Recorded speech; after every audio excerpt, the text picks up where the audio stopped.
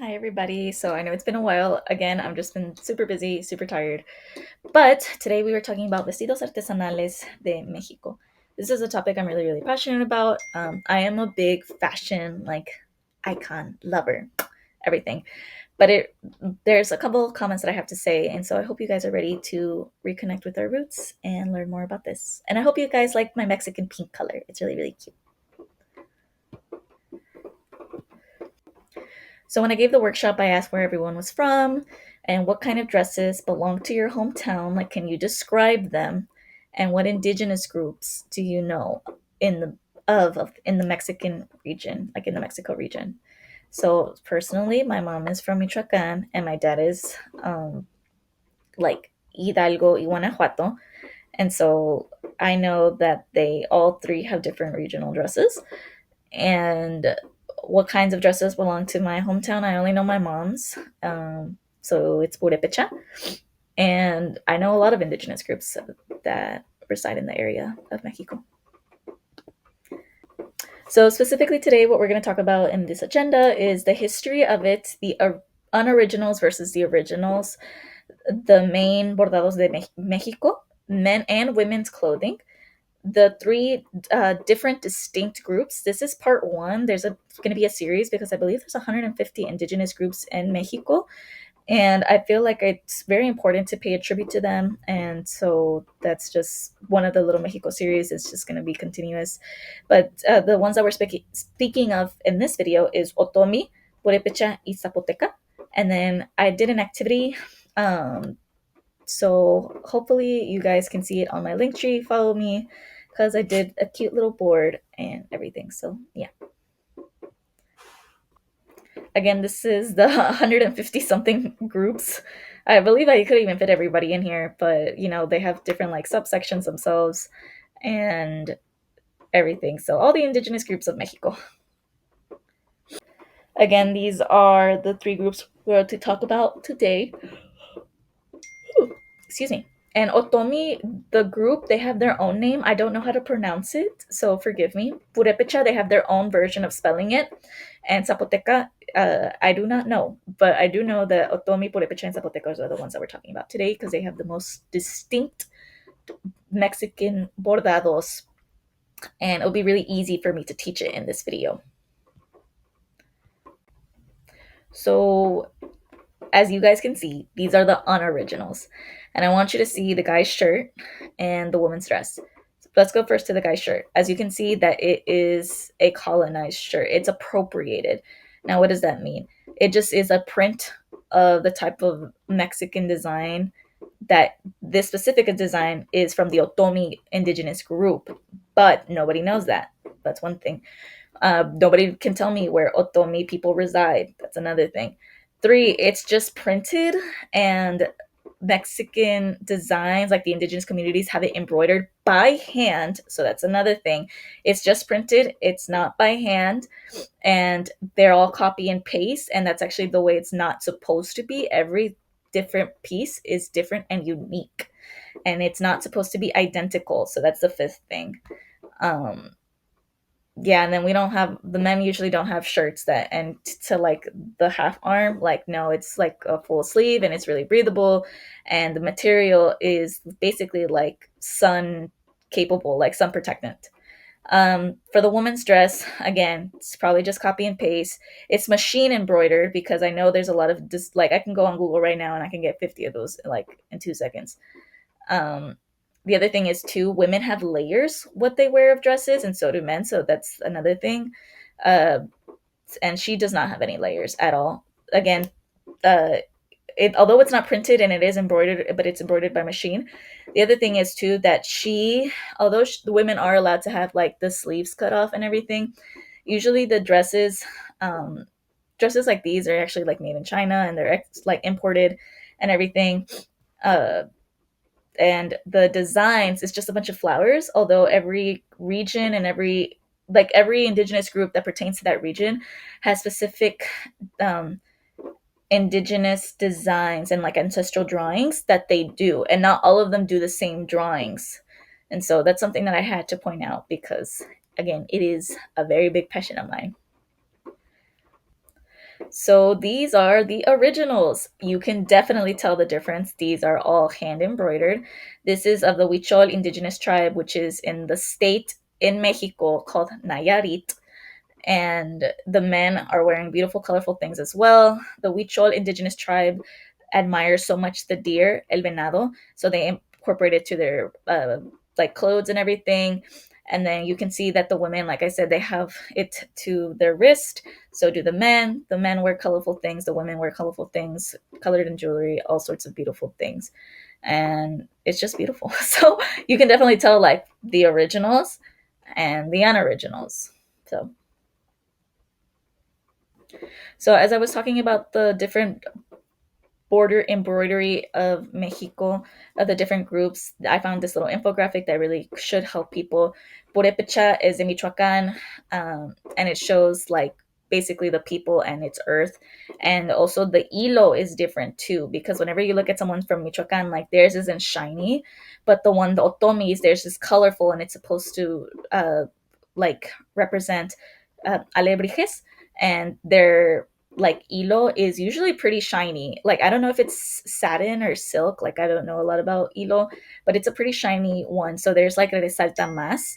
And the Zapotecas, theirs is primarily flowers, which is really, really beautiful. But Otomi has like alebrijes and everything. So it has like birds and different types of birds and colorfulness and venados and all sorts of like different animals. And de los de Purepecha, it's between earth and human, that type of relationship. Uh, and so, like, my grandma bought me una falda, y la falda tiene like a little farm, like at the bottom, and it looks really, really cool.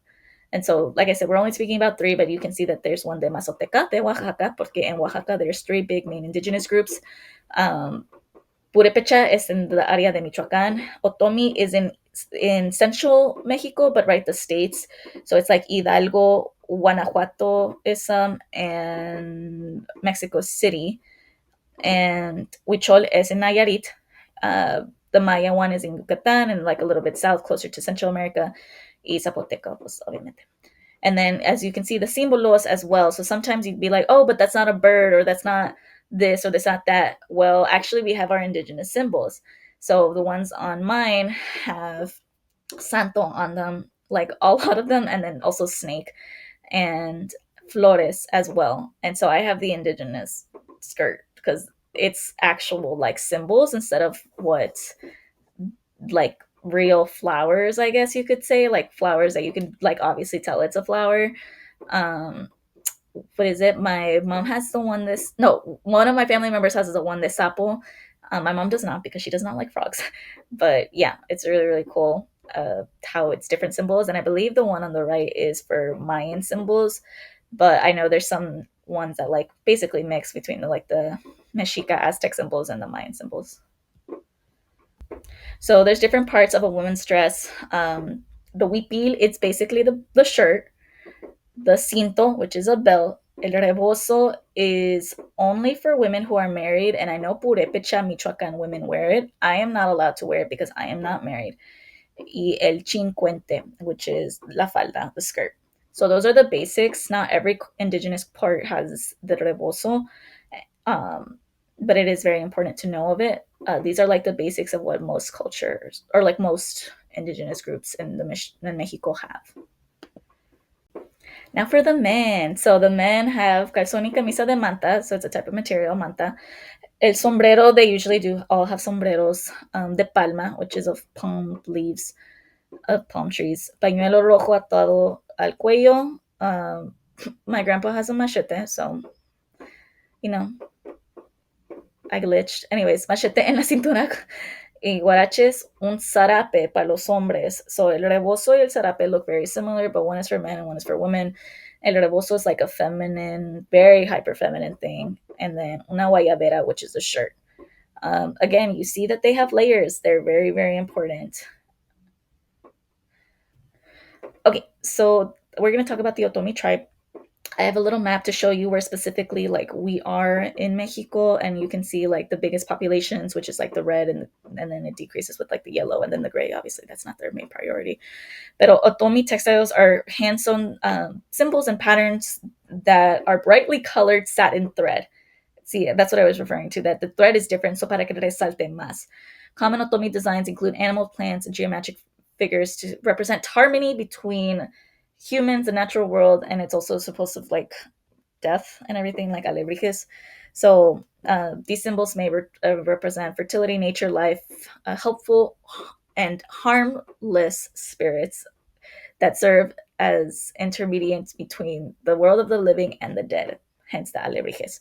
And I put a picture of the guayabera because that's the way our shirt is supposed to be, not the shirt of the original white Caucasian men at the beginning, where it was just like printed on. Like our shirt for the men have like two lines of that's embroidered, and then sometimes they have pockets, not all the times, and they have like a little line on like the arm shirt's length. And I'm assuming this is a summer shirt because it's like cut off its sleeve, but usually men who work out in the field wear long sleeves to protect their arms. And I put a picture of the two women and the men in the back. That's like another way that the design is as well for the women and men. So the pictures on the left would be for the women and the men's um, danza ceremony. And so the men, as you see, they're very, very colorful. They have kind of like a sash, like from Boy Scouts. And then the women have like these beautiful, like hats with listones, ribbons, and everything. Really, really cool. And then the two elderly women, they're actually two different communities in Mexico and Hidalgo.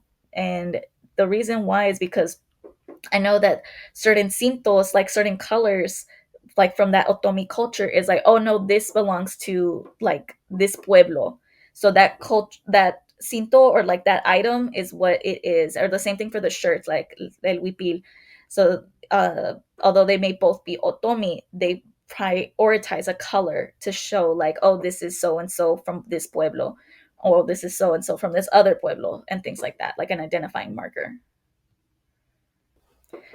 I included a lot of my research and all sorts of things on the slide. So I hope you guys enjoy. So if you want to look up more things, these are reliable resources, not just my word and the community that I live in, and also my grandparents, and so on and so forth. But it's also here for anybody who wants to research on their own and, just ask questions. But yeah. So here's the other one, the Purepecha. Some of you may follow my Instagram and everything and my social media pages. And I have an address that's just like this one, but in pink. My grandma gave it to me for my graduation. But anyways, the Purepecha community, this woman, although she's a mannequin, she has a rebozo and she is married. These are the different parts that she wears. So el huipil, which is the shirt, un cinto, which is this yellow, like orangey, burnty orange diamond thing on her waist, el rebozo, which is a symbol of the culture, identity, and femininity and marital status that they carry with pride and elegance. Cincuente, which is the falda. El delantal, which is the apron, which is kind of the thing that she's like pulling up a little. People don't realize that we wear so many layers. Uh, the underskirt, we also wear an underskirt to kind of give us a little bit more like shape and stuff. Um, and it, yeah, and like a sash. We wear a lot of ribbons in our hair, and we have a lot of like jewelry. Obviously, we wear huaraches as well, but it's to represent the relationship between humans and like natural earth. And our primary designs and symbols is spiders, serpents, and snails. Mine mostly has snails and symbols of flowers. So yeah. Again, similar with the men, as you can see on the very left, that he has his with like different diamondsy pictures. Um, it was serpents as well. I feel like it's like the bottom part. The shirt matches the pants. Everything's hand embroidered. The same with the women. They do not have satin hilo like um yeah, like they don't have the hilo that's satin. Theirs is just cotton. So it to me it always looked like dusty. Like it looked really weird and like just really dark colors, but that's what it is. Like we are prominent in dark colors. And so then the men that are dancing, the old men in the mask, they also are representing that like in their danza. Whenever they do ceremony, they do the same thing. They wear like their little hilo and palma and their cinto, their palma hat with ribbons, but their hats are a little different. um, so yeah. And so I didn't realize this because I was very confused growing up, but I always say that me vistieron de guarecita.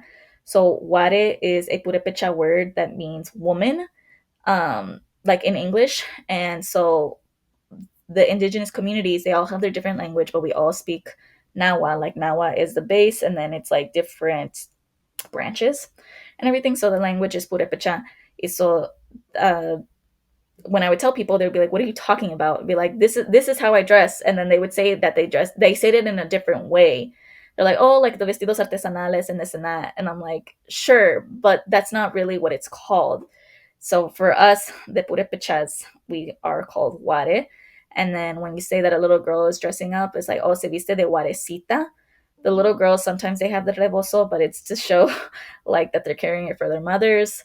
Or I know sometimes they use it to carry like their little stuffed animals to pretend like they are also moms. So they're playing dress up, like to play like a mom. Okay, and now we have Zapotecas. So Zapotecas, they have the Resplandor, but the Resplandor didn't come until colonization time, and they incorporated it because the Spanish had colonized, like conquistaron Mexico, and they brought that type of material to Mexico. But it is still a very big corporation to the Zapotecas and an act of resistance because, right, like we were literally outlawed from wearing our clothes.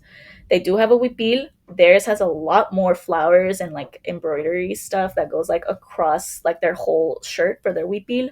As you saw the other ones, it was just like the top part, and the for Zapotecas, that's not how it is. La enagua, el rebozo. El rebozo, remember, is the symbol of like whether or not they're married. Los accesorios, they're very heavily decorated in like jewelry sense because the purépechas, they have like lots of ribbons out of their hair and they go out of their hair. They're not tied like nicely. It's supposed to like represent wind and things like that, and like the fourth, one of the four elements. And cada uno de estos elementos, every single one of these pieces is to signify something special and represents different aspects of the culture of the Zapotecas. Zapotecas are usually in Mexico, but it's specifically in Oaxaca. And again, El Resplandor. And I put two different pieces. So I put the one, the Resplandor. I believe it's only for ceremony. I'm pretty sure it's for ceremony only. But then the picture on the right, where it's just like a mannequin with its pictures, theirs is more boxy. Like ours is boxy, but our shirt is tucked in, and theirs is boxy, and their shirt can pop out that way. And so, although they may be layering, like it's just a little. I see it as more like squarish and boxy. Um, like I don't know if like you see what I'm trying to talk about, but I hope it makes sense. So as you can see, the picture on the left, those are the Zapotecas during ceremony, but they're bringing in a religious figure, and it's just a little different. The men, they're not dressed appropriately, but it's the best picture I could find so that you guys can see.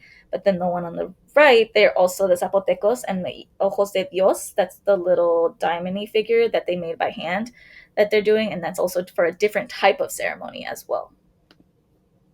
So specifically, I'm going to show you guys, this is the activity instructions, and then this is the example I made. So as you can see, I have the coloring book, and I just cut her out of the coloring book, but this is for Michoacan, and I put like the indigenous group that's in Michoacan. I put some cool facts and everything of like what the dress has, so like the different pieces and the different symbols that they appreciate and like admire and incorporate the most. And I put some facts in there as well, like what language they speak, like the area that they reside in, and then what they're most known for. So that's what I have. This is the example I made, and I can also incorporate whatever I like. I made little papel picado. I should have added more color to it, but I didn't have skin color crayons, but it's okay. She's still really cute. As you can see, she is very much similar to the picture that I showed you guys earlier for the Purepecha people.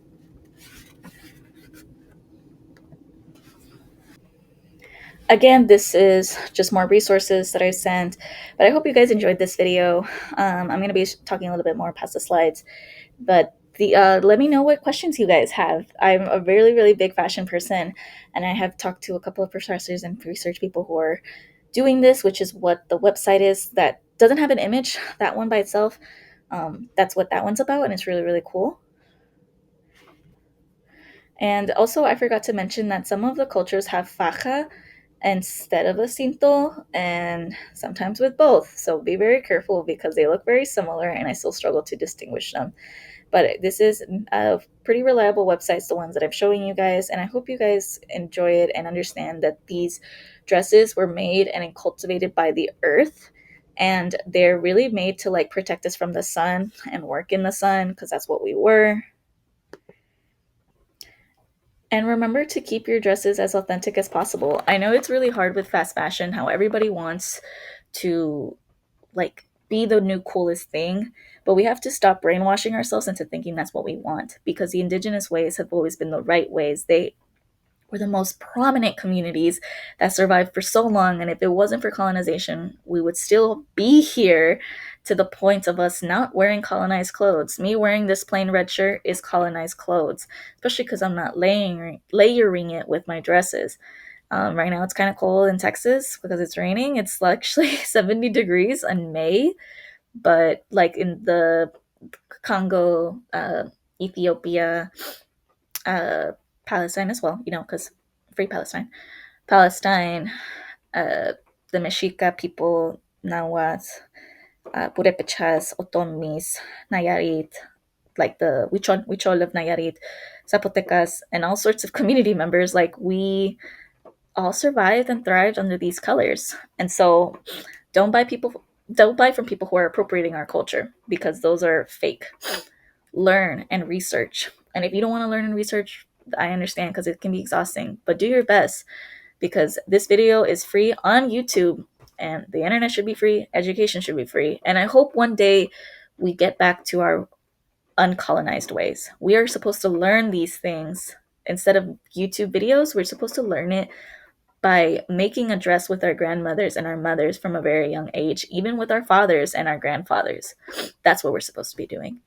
They do it by hand as a community and learn, kind of like how Miguel from Coco is learning about the shoe business from a really young age. That's how we're supposed to do it. So, anyways, I hope you guys had fun. I know I did. And I hope you guys don't make fun of me because I'm a little nerd. But yeah, have a nice day, everybody. Thank you so much. And I'll continue to post videos. So, bye.